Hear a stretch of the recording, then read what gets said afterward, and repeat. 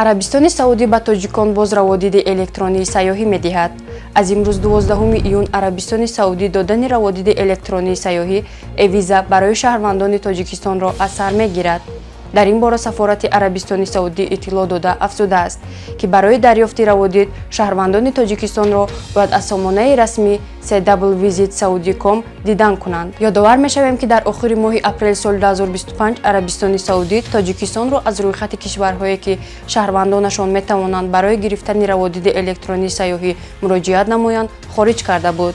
روادید الکترونی سیاحی عربستان سعودی ویزا برای 1 سال داده می شود و به سیاحان امکان می دهد که در این کشور تا 90 روز بمانند.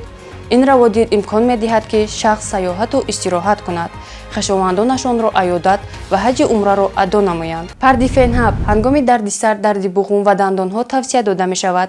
پردیفین از شرکت وگا فارم. پردیفین هاب را از داروخانه ها پرسان شوید.